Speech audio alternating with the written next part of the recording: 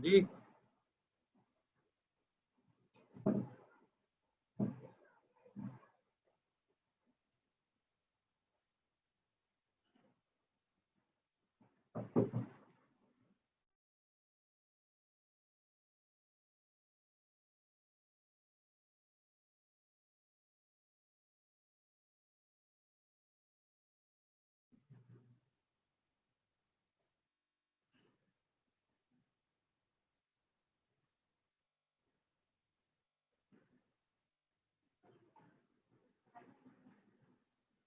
अच्छा जी, अब कंटिन्यू करते हैं दोबारा।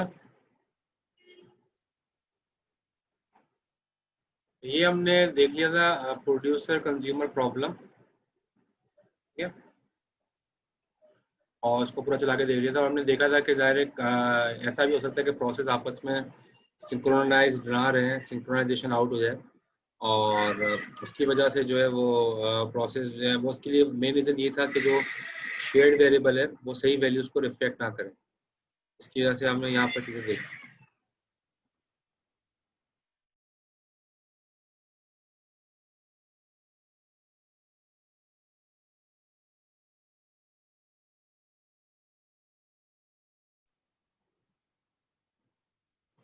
अच्छा जी, इंटर प्रोसेस कम्युनिकेशन कैसे होती है वो यहाँ पर इसी के बारे में बात चल रही है।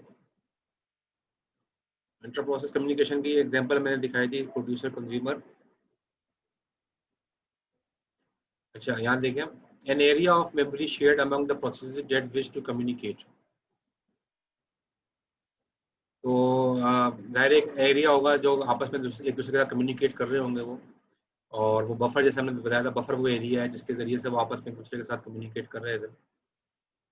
The communication is under the control of the user process, not the operating system, ठीक है। तो आ,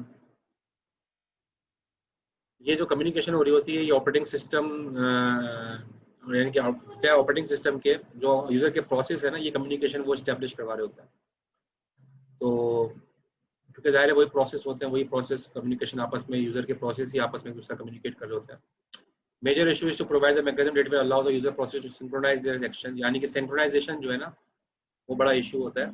और सिंक्रोनाइजेशन के बारे में एक एग्जांपल आपको दिखा भी दी, प्रोड्यूसर कंज्यूमर की। और सिंक्रोनाइजेशन के बारे में कंप्लीटली हम पढ़ेंगे चैप्टर 5 के अंदर, मतलब उसमें बताया गया सिंक्रोनाइजेशन के बारे में। अच्छा जी, mechanism for process to communicate and to synchronize their action. तो ऐसे मैकेनिज्म चाहिए कि प्रोसेस आपस में एक दूसरे के साथ कम्युनिकेट कर सकें और सिंक हो सकें। अगर हम मैसेज सिस्टम की हम बात करें, इंटर प्रोसेस कम्युनिकेशन के अंदर, अगर हम मैसेज, अभी हमने जो एग्जांपल देखी ना, अभी जो पिछले जो हमने एग्जांपल देखी है शेयर्ड मेमोरी की देखी, ठीक है। शेयर्ड मेमोरी का मतलब क्या है कि एक बफर है वो शेयर कर दिया गया मल्टीपल प्रोसेस के दरमियान, और उस बफर के जरिए से जो है कम्युनिकेशन हो रही है। तो वो शेयर्ड मेमोरी की एग्जांपल है, यानी कि inter process communication through shared memory, वो हमने देख लिया। उसके एग्जांपल्स हमने प्रोड्यूसर कंज्यूमर देख लिया। अब इंटर प्रोसेस कम्युनिकेशन हो रहा है, और इस मर्तबा क्या है, मैसेज पासिंग। मैसेज पासिंग का मतलब है आपस में जो है वो, बजाय ये कि बफर हो, बफर की बजाय आपस में ना प्रोसेस एक दूसरे को मैसेज भेज रहे हैं, इसके जरिए से इंफॉर्मेशन जो है वो एक दूसरे के साथ शेयर कर रहे हैं, उसको कहते हैं मैसेज पासिंग। तो मैसेज पासिंग के बारे में पढ़ते हैं, इसका मैकेनिज्म कैसे होता है। मैसेज सिस्टम, अच्छा, process communicate with each other without resorting to share variable, यानी कि इसमें शेयर वेरिएबल तो होता नहीं है, ठीक है। इसमें शेयर वेरिएबल नहीं होता, क्योंकि जाहिर है वो प्रोसेस एक दूसरे को जो है वो मैसेज के जरिए से मैसेज सेंड करता है। तो inter process communication facility provides two operation, दो तरह के ऑपरेशन परफॉर्म करता है। यानी कि एक प्रोसेस सेंड करता है तो उसको, उस ऑपरेशन को कहेंगे सेंड। सेंड करेगा, क्या सेंड करेगा, मैसेज। और रिसीवर जो है रिसीव करेगा, क्या रिसीव करेगा, मैसेज। तो ये दो ऑपरेशन परफॉर्म होते हैं, सेंड और रिसीव के, और जाहिर है दोनों के अंदर ही मैसेज जाया जाता है, मैसेज सेंड किया जाता है या मैसेज रिसीव किया जाता है। और ये मैसेज साइज जो है वो भी फिक्स साइज भी हो सकता है, मैसेज का साइज वेरिएबल भी हो सकता है। ये फिक्स साइज जो है वो, वेरिएबल साइज, फिक्स साइज जो है ना उसके अंदर कॉम्प्लेक्स, अगर फिक्स साइज वेरिएबल कर देंगे तो थोड़ी कॉम्प्लिकेशन आ जाती है मैसेज के अंदर। लेकिन वेरिएबल साइज करेंगे तो कॉम्प्लिकेशन जो है खत्म हो जाती है, सिंपल हो जाता है सेंडिंग और रिसीविंग। ये तो मैसेज पासिंग के बारे में बात हुई कि एक मैसेज ही सेंड हो रहा होता है। अब यहाँ पे एग्जांपल दिए कि मैसेज पासिंग होती कैसे, ठीक है, उसको समझ लेते हैं। If process P and Q wish to communicate they need to, अगर एक दो प्रोसेस है, एक P प्रोसेस है, एक Q प्रोसेस है, दोनों आपस में कम्युनिकेट करना चाह रहे हैं, तो उनके दरमियान क्या होना चाहिए? कम्युनिकेशन लिंक होना चाहिए। ठीक है, दोनों के दरमियान कम्युनिकेशन लिंक होगा। P और Q के दरमियान बीच में एक कम्युनिकेशन लिंक होगा, जिसके जरिए से ये दोनों आपस में कम्युनिकेट कर सकें, जिसके जरिए से मैसेज को सेंड या रिसीव कर सकें। अब इसमें इम्प्लीमेंटेशन के अंदर इश्यूज है, देखना होते हैं, जैसे how are links establish, links कैसे एस्टेब्लिश होंगे। ठीक है, ये जो लिंक्स बन रहे हैं दो प्रोसेस के दरमियान, इसको एस्टेब्लिश कैसे किया जाए। Can a link be associated with one और मोर प्रोसेस, क्या एक लिंक जो है दो प्रोसेस के साथ एसोसिएट हो सकता है? यानी कि जैसे एक लिंक है वो P के साथ Q के साथ भी एसोसिएटेड हो, R के साथ भी एसोसिएटेड हो, क्या ऐसा हो सकता है कि एक लिंक जो है दो प्रोसेस के साथ एसोसिएट हो जाए? ठीक है, या फिर how many links are can there be between every pair of communicator, एक पेयर के दरमियान कितने लिंक हो सकते हैं? क्या दो लिंक भी बन सकते हैं? ये सवाल, मतलब ये चीज़ें हैं कि इम्प्लीमेंटेशन के हवाले से जब इसको इम्प्लीमेंट किया जाता है मैसेज पासिंग को, तो ये सारी चीज़ें देखी जाती हैं। लिंक की कैपेसिटी कितनी होगी, एक वक्त में कितना डेटा जाएगा लिंक के ऊपर, और size of message that the link can accommodate fixed और वेरिएबल। ठीक है, ये बात हो गई है। और is a link unidirection या bidirection? Link unidirection होगा, डायरेक्ट सिर्फ डेटा सेंड होगा, रिसीव नहीं होगा। बाई डायरेक्शन होगा तो डेटा सेंड भी हो सकता है, डेटा रिसीव भी हो सकता है। ये सारी बातें जब इम्प्लीमेंट कर रहे होते हैं ऑपरेटिंग सिस्टम के अंदर, ये सारी चीज़ों को गौर किया जाता है। तो इंटर मतलब प्रोसेस कम्युनिकेशन के अंदर मैसेज पासिंग के बारे में बात कर रहे हैं। और कम्युनिकेशन ज़ाहिर है फिजिकल मीडियम की हम बात नहीं कर रहे अभी। फिजिकल मीडियम तो कुछ भी हो सकता है, शेयर मेमोरी हो या हार्डवेयर हो या नेटवर्क हो, कुछ भी हो, मैसेज किसी के जरिए भी जा सकता है, मैसेज किसी के जरिए जा सकता है। हम बात कर रहे हैं असल में लॉजिकल की, कि लॉजिकल लिंक कैसे इस्टेब्लिश होगा। ठीक है, दो प्रोसेस हैं, दोनों प्रोसेस के दरमियान जो लॉजिकल लिंक बनेगा। ठीक है, फिजिकल लिंक तो किसी भी नेटवर्क के जरिए, बस के जरिए, हार्डवेयर बस के जरिए बन जाता है। लॉजिकल लिंक यानी जो मैसेज पासिंग होगी वो कैसे होगी, तो इसके ये चीज़ें पढ़ लेते हैं। एक तरीका है डायरेक्ट और इनडायरेक्ट मैसेज पासिंग, सिंक्रोनस और एसिंक्रोनस मैसेज पासिंग, और ऑटोमेटिक और एक्सप्रेस बफरिंग। ये तरीके हैं मैसेज पासिंग के, इसको देख लेते हैं। तो पहले पढ़ते हैं डायरेक्ट कम्युनिकेशन। अच्छा, डायरेक्ट कम्युनिकेशन में क्या होता है? Processes must name each other explicit, हर प्रोसेस दूसरे का नाम लेगा। जैसे सेंड कर रहा है, एक प्रोसेस कर रहा है सेंड पी मैसेज। अब इसने क्या किया है कि अब मैसेज सेंड हो रहा है, किसको सेंड हो रहा है? पी को। सेंडर ने मैसेज सेंड किया, सेंडर ने मैसेज सेंड किया, send a message to process P. ठीक है, सेंडर ने मैसेज सेंड किया पी को, ऐसे लिखा जाएगा। और रिसीवर ने मैसेज रिसीव किया, receive a message from process Q. Receiver ने मैसेज रिसीव किया, किससे रिसीव किया? क्यू से। सेंडर ने प्रोसेस पी के जरिए मैसेज को सेंड किया, रिसीवर ने प्रोसेस क्यू के जरिए मैसेज को रिसीव किया। ठीक है, तो मैसेज जो सेंडिंग और मैसेज रिसीविंग हो गई, पी के जरिए सेंड हुआ, क्यू के जरिए रिसीव हुआ, दो प्रोसेस इन्वॉल्व है। अच्छा, प्रॉपर्टीज ऑफ कम्युनिकेशन लिंक, इस तरह से मतलब लिखा जाता है, लिखने का तरीका ऐसे होता है। लिंक्स आर एस्टैब्लिश ऑटोमेटिकली, ये लिंक्स ऑटोमेटिकली बन जाते हैं। Are link is associated with exactly one pair communicating process. ठीक है, तो एक पेयर कम से कम जरूरी है। ठीक है, एग्जैक्ट बल्कि कम से कम नहीं, बल्कि एक ही पेयर होगा।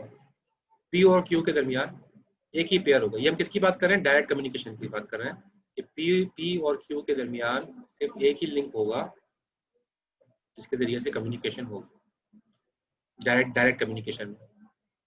Between each pair there exist exactly one link. ठीक है, हर पेयर के अंदर ये एक पेयर हो गया, पी और क्यू एक लिंक हो गया, एक पेयर हो गया, और इसके दरमियान जो है एक लिंक जो है वो एस्टैब्लिश हो जाएगा, जैसे यहाँ पर दिखाया गया। द लिंक में be uni direction but it is usually bi direction. ये लिंक जो है बाय डायरेक्शन भी हो सकता है, बाय डायरेक्शन होगा तो एरो नहीं बनाऊंगा, और यूनि डायरेक्शन होगा तो एरो बन जाएगा जैसे। ठीक है, एरो बन गया अगर, तो यूनि डायरेक्शन होगा कि पी के मैसेज सेंड होगा क्यू के पास, तो ये मैसेज सेंडिंग दिखा रहा है। ठीक है, तो ये अगर बाय डायरेक्शन होगा तो इस तरह से भी लिख सकते हैं, बाय डायरेक्शन के दोनों तरफ सेंड रिसीव दोनों तरफ हो सकता है। अच्छा, दिस स्कीम, यहाँ नीचे देखें लिखा है, this scheme exhibits symmetry in addressing, that is both the sender process and the receiver process must name to the other communicate। यानी कि ये सिमेट्री भी हो सकता है, ये सिमेट्री भी हो सकता है। ये सिमेट्री में क्या होगा? दोनों एक दूसरे का नेम लेंगे, जैसे ऊपर दिखाया, सेंड करेगा पी के जरिए सेंड करेगा, वो क्यू के जरिए सेंड करेगा, मतलब दोनों एक दूसरे का नेम लेंगे। एसिमेट्री में क्या होता है? एसिमेट्री में एसिमेट्री में क्या होगा? एसिमेट्री में सेंडर का नाम तो आता है, लेकिन रिसीवर जो है ना, वो रेसिपेंट जो है वो नेम नहीं करेगा सेंड को। जैसे यहाँ पर लिखा है सेंड कर रहा है पी को मैसेज, ठीक है, send a message to process P, P को सेंड किया गया, रिसीवर ने मैसेज रिसीव कर लिया लेकिन यहाँ पर आईडी रख ली, ठीक है, यहाँ पर कोई भी आईडी तो किसी भी प्रोसेस से आ सकती है, उसकी आईडी जो है वो आ जाएगी। रिसीवर ने जो है ना कोई नेम यहाँ पर यूज नहीं किया, जैसे क्यू वगैरह यूज नहीं किया, बल्कि रिसीवर की आईडी रख ली। इस तरह को कहते हैं एसिमेट्री। दोनों तरह के हो सकता है डायरेक्ट कम्युनिकेशन। बहरहाल डायरेक्ट कम्युनिकेशन की जो असल बात थी वो ऊपर बताइए आपको, कि आपस में एक दूसरे को सेंड कर सकते हैं, यूनि डायरेक्शन लिंक होगा, और सॉरी बाई डायरेक्शन लिंक भी हो सकता है, यूनि भी हो सकता है, और मैसेज दोनों के दरमियान जो है कम्युनिकेट हो सकता है। ये तो हो गया डायरेक्ट कम्युनिकेशन। इसके डिसएडवांटेजेस हैं, डायरेक्ट कम्युनिकेशन के डिसएडवांटेजेस हैं, ठीक है, डिसएडवांटेज है, क्या डिसएडवांटेज है? The disadvantage in both of this scheme, symmetric हो या एसिमेट्रिक हो, दोनों के अंदर ना डिसएडवांटेज है limited modularity of the resulting of the, यानी कि ठीक है, यानी कि इसके अंदर एक मर्तबा जो नाम रख दिया गया वो नाम जो चेंज करना इतना आसान नहीं होता। Changing the identifier of a process may necessitate examining all other process definition. अब देखो मिसाल के तौर पे एक प्रोसेस था P1, ठीक है, P1 को मैसेज सेंड किया गया, P1 ने इसका रिप्लाई भी किया, बाद में आपने, अब इसके साथ कम्युनिकेशन हो रही, बाद में आपने इसका नाम चेंज कर दिया, आपने P1 से आपने नाम इसका रख दिया फॉर एग्जांपल Z1, ठीक है, Z1 नाम रख दिया आपने। अब इसका नाम चेंज हो चुका है। अब P1 जितनी मर्तबा जहां जहां आया होगा ना, पहले P1 जहां जहां आया होगा उसको Z1 करना आपके लिए मुश्किल होगा, उसको Z1 करना पड़ेगा, ठीक है, क्योंकि अब वो P1 जितना जहां भी पहले आया है वो एक्चुअली अब उसका आइडेंटिफायर नाम चेंज कर दिया है आपने, अब P1 से आपने Z1 कर दिया है। तो जब नेम चेंज हो जाएगा, जितने भी ओल्ड आइडेंटिफायर है उन सबको क्या किया जाएगा, उनको ढूंढा जाएगा, they must be found so they can be modified, उनको ताकि मॉडिफाई किया जाए, उनको नए आइडेंटिफायर से नए नाम से उनको पुकारा जाने के लिए उनको तलाश करके उनको रीनेम किया जाएगा। तो ये हार्ड कोडिंग टेक्निक्स कहलाती हैं। ये हार्ड कोडिंग टेक्निक्स अच्छी नहीं होती। अगर हम जो कि ये हार्ड कोडिंग टेक्निक्स जो है ना, ये डायरेक्ट कम्युनिकेशन में की जाती हैं। डायरेक्ट कम्युनिकेशन के अंदर प्रॉब्लम यही है कि हार्ड कोडिंग टेक्निक यूज होती हैं। अगर कोई नाम चेंज करना हो किसी भी प्रोसेस का, तो सारे वो उस प्रोसेस की जहां जहां पर ट्रेसिंग करके जहां जहां पर वो प्रोसेस है उस सबको मॉडिफाई करना जो है ना, वो टाइम टेकिंग प्रोसेस है, और इससे डिले भी आता है और कंफ्यूजन भी आती है। तो ये इसका डिसएडवांटेज है। तो बेहतर तरीका डायरेक्ट कम्युनिकेशन का नहीं है, बल्कि बेहतर तरीका जो है वो इनडायरेक्ट कम्युनिकेशन का। यहाँ पर आप देखें इनडायरेक्ट कम्युनिकेशन के बारे में बात हो रही है। तो बजाय ये कि मैसेज डायरेक्ट सेंड और रिसीव हो, मैसेज को इनडायरेक्ट सेंड और रिसीव किया जाए। कैसे? तो मैसेज जो है वो दे दिया जाएगा मेल बॉक्स, यहाँ इसमें मेल बॉक्स का कॉन्सेप्ट है, मेल बॉक्स बना दिया जाता है और मेल बॉक्स को मैसेज सेंड किया जाता है। रिसीवर जो है, सेंडर जो है सेंड करेगा मेल बॉक्स को, रिसीवर जो है रिसीव करेगा मेल बॉक्स से, ठीक है। यानी कि यहाँ पर मेल बॉक्स बना दिया गया, ये मेल बॉक्स हो गया, सेंडर ये है, रिसीवर ये है, सेंडर ने मेल बॉक्स को सेंड किया, ठीक है, और रिसीवर ने मेल बॉक्स से वैल्यू को पिक करके उठा लिया। ये mail box actually, mail box एक सेंट्रल लोकेशन होगी। इसके बहुत सारे फायदे हैं, इसमें डायरेक्ट नहीं है, ये तो इनडायरेक्ट होगी। इनडायरेक्ट का मतलब क्या है? बीच में आपने मेल बॉक्स को इन्वॉल्व कर लिया, इसको पोर्ट भी कहते हैं, ठीक है, इस मेल बॉक्स को पोर्ट भी कहते हैं। मेल बॉक्स कह लो, एमबी कह दिया, मेल बॉक्स कह लो या पोर्ट कह लो, ये दोनों नाम लिए जाते हैं इस मेल बॉक्स के, ठीक है, सेंट्रल लोकेशन के जहाँ पर मैसेज भेजा जाता है। तो इस मेल बॉक्स की आईडी होती है, ठीक है, इसकी फॉर एग्जांपल आईडी हो गई, फॉर एग्जांपल ये इसकी आईडी 1 होगी, इसका नाम रख दिया आईडी 1, ठीक है, तो ये आईडी 1 हो गई, ये मेल बॉक्स की आईडी हो गई। तो मेल बॉक्स की यूनिक आईडी होती है। तो प्रोसेस 1 एस से सेंड किसको करेगा? आईडी 1, और रिसीवर रिसीव कहाँ से करेगा? आईडी 1 से रिसीव करेगा। मेल बॉक्स की एक आईडी रख दी, यूनिक आईडी रख दी, यूनिक नाम रख दिया, कोई नंबर भी हो सकता है, ठीक है। तो जैसे M2 M1 रख दिया, M1 क्या है? Mail box 1, M2 mail box 2, इस तरह से नाम भी आ सकता है। तो प्रोसेस आपस में जब कम्युनिकेशन कैसे करेंगे? जब वो आपस में मेल बॉक्स को शेयर करेंगे, मेल बॉक्स जब शेयर करेंगे तब आपस में कम्युनिकेशन कर सकते हैं। इसके फायदे हैं, फायदे क्या है? ठीक है, यहाँ पर लिखा हुआ है properties of communication. Link establish only process share common mail. ये लिंक कब एस्टेब्लिश होगा? जब कॉमन मेल बॉक्स दोनों शेयर करेंगे, सेंडर भी रिसीवर भी, जब common mail box receive share करेंगे तभी जो है कम्युनिकेशन पॉसिबल हो सकेगी। आ लिंक में भी एसोसिएटेड विद मेनी प्रोसेस, एक लिंक जो है कई जो है प्रोसेस के साथ एसोसिएट हो सकता है। जैसे एस ने सेंड किया, आर ने भी पिक कर लिया और टी ने भी पिक कर लिया, और क्यू ने भी पिक कर लिया। अब देखो यहाँ पर 3 प्रोसेस ने पिक किया, ठीक है, आसान हो गया। सेंडर ने एक सेंट्रल लोकेशन पे रख दिया, रिसीवर ने वहां से उठा, अलग अलग अलग प्रोसेस है वो वहां से जो है पिक कर सकते हैं। लेकिन अब मसला ये है, सेवरल कम्युनिकेशन लिंक हो गए तो मेनी प्रोसेसेस आ गए, तो ये फायदा है कि मेनी प्रोसेसेस जो है ना वो सेम, मतलब ये इन्फॉर्मेशन को एक से ज़्यादा प्रोसेस जो है वो कोई भी प्रोसेस इसको ले सकता है। तो इस तरह की फैसिलिटीज आ जाती हैं जब हम जो है वो इनडायरेक्ट वे में काम करें। कोई क्वेश्चन तो नहीं है इसमें, इनडायरेक्ट कम्युनिकेशन? No sir.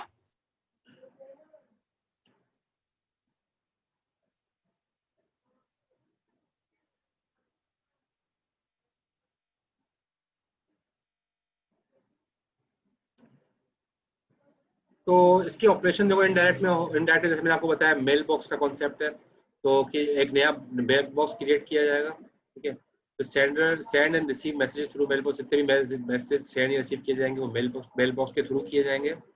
और जब आखिर में कम्युनिकेशन खत्म हो जाएगी तो फिर क्या किया जाएगा, उस मेल बॉक्स को डिस्ट्रॉय कर दिया जाएगा, तबाह कर दिया जाएगा, खत्म कर दिया जाएगा। अब उस मेल बॉक्स की जरूरत नहीं, जब आपकी इंटर प्रोसेस कम्युनिकेशन खत्म हो जाएगी। तो इसके अंदर करते क्या है, सेंडर सेंड करेगा ए, मैसेज सेंड करेगा, किसको सेंड करेगा, ए यहाँ पर क्या है, मेल बॉक्स का नाम है। Send a message to mailbox A, ठीक है। मेल बॉक्स का नाम मैंने आपको बताया, मेल बॉक्स का कोई नाम रख सकते हैं, तो मेल बॉक्स का नाम रखा हुआ है ए। तो सेंडर ने सेंड किया, उसको सेंड किया, मेल बॉक्स ए को मैसेज सेंड कर दिया। रिसीवर ने रिसीव किया मैसेज, कहाँ से रिसीव किया, मेल बॉक्स ए से, ठीक है। रिसीवर ने रिसीव कर लिया मेल बॉक्स ए से, सेंडर ने सेंड किया मेल बॉक्स ए को।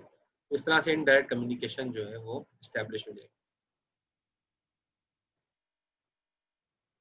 अब यहाँ पर देखो मेल बॉक्स जब शेयर हो रहा है, ठीक है, तो 3 प्रोसेस है, for example P1 P2 P3, ये तीनों में एक ही मेल बॉक्स को शेयर कर रहे हैं, मेल बॉक्स ए को, ठीक है। यानी कि P इसमें दिखा रहा है P1 ने सेंड किया, P1 ने सेंड किया, यहाँ पर लिख देते हैं P1 ने सेंड किया, ठीक है।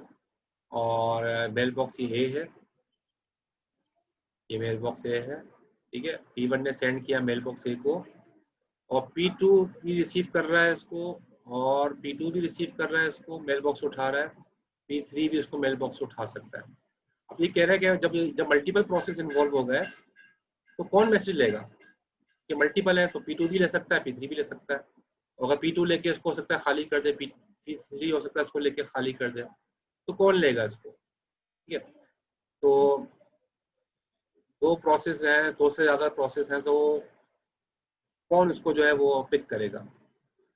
तो अलाउ, तो इस पर तरीके कार है, या तो आप ये कहते हो कि दो में से कोई एक जो है पिक करे, और वो पिक कौन सा करेगा, कोई भी एल्गोरिदम चल सकता है, जैसे मशहूर है round robin algorithm. Round robin algorithm जो है वो चलता है, और वो किसी एक को जो है वो पिक कर लेता है, ठीक है, जो कि इनमें से जिसने पहली, यानी कि कोशिश ये करता है, राउंड रॉबिन एल्गोरिदम कोशिश करता है कि अगर पहले इसको पिक किया था तो अगली मरतबा P3 को पिक करेगा, ठीक है।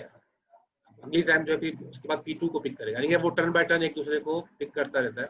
वो देखेगा लास्ट टाइम किसने पिक किया था मेल बॉक्स में से, उसके बाद अगले वाले की टर्न लेगा। ऐसे एल्गोरिथम को कहते हैं राउंड रॉबिन एल्गोरिथम, सॉरी। तो ये कोई सा भी एल्गोरिथम हो सकता है, आर्बिट्रेरली भी पिक हो सकते हैं, कोई सा भी पिक किया जा सकता है, या राउंड रॉबिन एल्गोरिथम के जरिए पिक किया जा सकता है। तो मल्टीपल प्रोसेस जो है वो मेल बॉक्स में से कोई एक जो है वो पिक करेगा, ज़ाहिर है सारे पिक नहीं करेंगे, एक पिक करेगा। उसके पिक करने के लिए कोई भी एल्गोरिथम बीच में हो सकता है। Any question?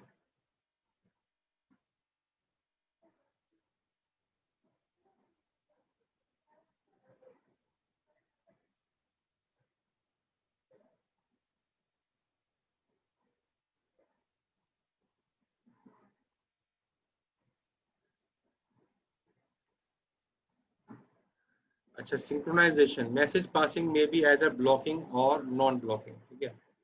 यानी कि ब्लॉकिंग के जरिए से ब्लॉकिंग मैसेज पासिंग भी हो सकती है, नॉन ब्लॉकिंग भी हो सकती है।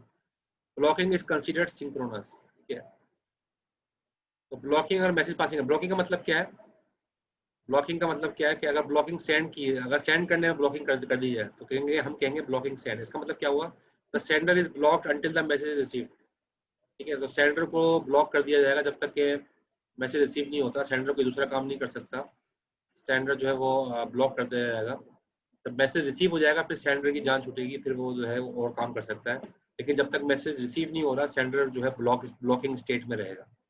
इस तरह ब्लॉकिंग रिसीव भी होता है। ब्लॉकिंग रिसीव क्या करता है?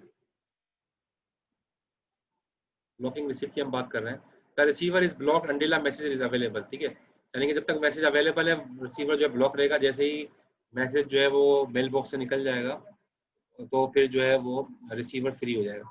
ये जब तक मेल बॉक्स में रखा हुआ है और रिसीवर जो है वो रिसीव कर रहा है, तो रिसीवर जो है ब्लॉकिंग स्टेट में रहेगा। तो ये ब्लॉकिंग स्टेट के अंदर भी काम होता है और नॉन ब्लॉकिंग स्टेट में भी काम होता है। नॉन ब्लॉकिंग स्टेट में क्या होगा कि सेंडर ने मैसेज सेंड कर दिया और कुछ और काम भी कर रहा है, तो sender sends the message and continue, ठीक है। कुछ और काम भी कर रहा है मैसेज सेंड करने के साथ साथ, वो ब्लॉक नहीं हुआ है। और रिसीवर भी जो है वो मैसेज रिसीव कर रहा है और उसके साथ जो है वो कुछ नल मैसेज का बीच भी काम कर रहा है, कुछ और काम भी कर रहा है। तो कहने का मकसद ये है कि ये नॉन ब्लॉकिंग स्टेट कहलाती है। ब्लॉकिंग स्टेट जो है सिंक्रोनस होती है, यानी कि आपस में सिंक हो जाता है सेंडर और रिसीवर। जबकि नॉन ब्लॉकिंग के अंदर सेंडर और रिसीवर जो है वो आपस में सिंक नहीं होते, सिंक्रोनस रहता है, ठीक है। यानी कि अलग अलग जो है वो हो सकता है चल रहा है। तो डिफरेंट कॉम्बिनेशन इसके पॉसिबल हैं। If both send and receive are blocking, we have रेंडिजिवस। तो ये एक टर्म यूज होती है रेंडिजिवस, यानी कि ये दोनों जो है सिंक्रोनाइजेशन जो है वो रिसीवर और सेंडर दोनों जो है वो ब्लॉकिंग स्टेट के अंदर है, इसका मतलब है।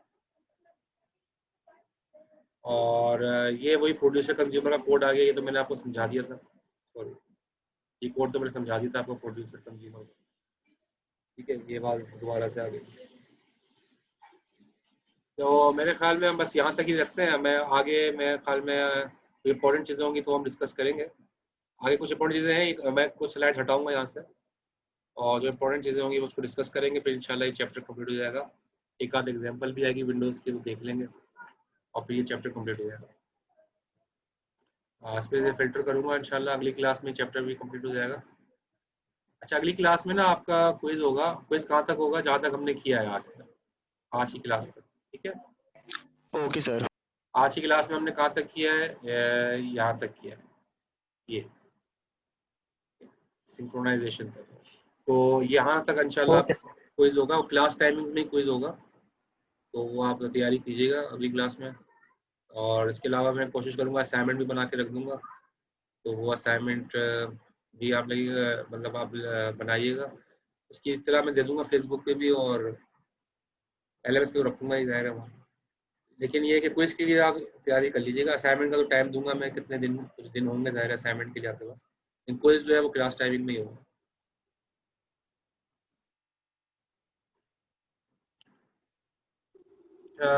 ये अब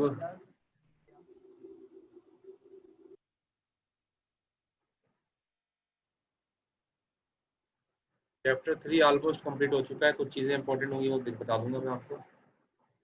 अगर कुछ रह गई हैं आगे थोड़ी बहुत, वो देख कर लेंगे हम। बाकी ये तो ज़ाहिर है ये पूरे चैप्टर की स्लाइड है, लेकिन ज़ाहिर है हम कुछ चीज़ें स्किप करेंगे आगे। अच्छा, शफात की अटेंडेंस लगा दें आप। अटेंडेंस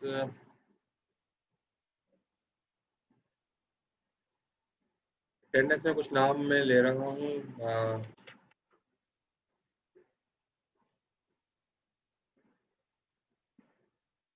सैयद अल्तमश मौजूद है? सैयद अल्तमश,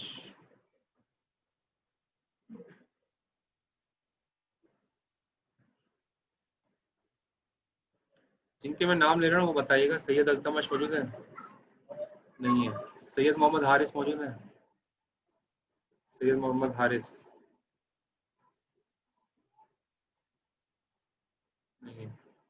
मोहसिन खान मौजूद है? मोहसिन खान। अच्छा, अब्दुल राफे? अब्दुल राफे भी नहीं है। अच्छा, शामिर अली? शामिर? सर शामिर का मैंने आपको बताया ना शामिर सर, है उनके नहीं। अब्बू की, सर मैंने आपको बताया ना उनके अब्बू की तबीयत मतलब काफी खराब है, तो उनके अब्बू एडमिट हैं आज सुबह से, तो इस वजह से वो नहीं दे पा रहे हैं आज की क्लास। अच्छा अच्छा, सही। और ऐसे असद अब्बास है? असद अब्बास? असद अब्बास का नहीं है। नहीं है? मुझे 15 पार्टिसिपेंट्स नजर आ रहे हैं और बाकी जिनके मैंने नाम लिए हैं उनके अलावा भी सारे प्रेजेंट हैं। ठीक है, ये अल्तमश मुझे नज़र तो आ रहा है, सैयद अल्तमश, लेकिन रेस्पॉन्ड नहीं कर रहे। सैयद अल्तमश रेस्पॉन्ड नहीं कर सर रहे। मेरी भी लगा दें। आपका क्या नाम है? अनीसा। आपकी प्रेजेंट तो मैंने लगा दी। असल में जिनके नाम लिए ना सिर्फ इनको मैंने एब्सेंट मार्क किया है। तो ओके सर। अल्तमश मौजूद है लेकिन वो कुछ रेस्पॉन्ड ही नहीं कर रहे। मोहम्मद हारिस नहीं आ रेस्पॉन्ड, वो है नहीं मेरे ख्याल में। अल्तमश, मोहम्मद हारिस, मोहसिन खान, अब्दुल राफे, शामिर अली, एसएम असद, अब्बास, ये लोग एब्सेंट है, बाकी प्रेजेंट। ठीक है, तो फिर इंशाल्लाह नेक्स्ट क्लास में मुलाकात होगी। अल्लाह हाफिज़।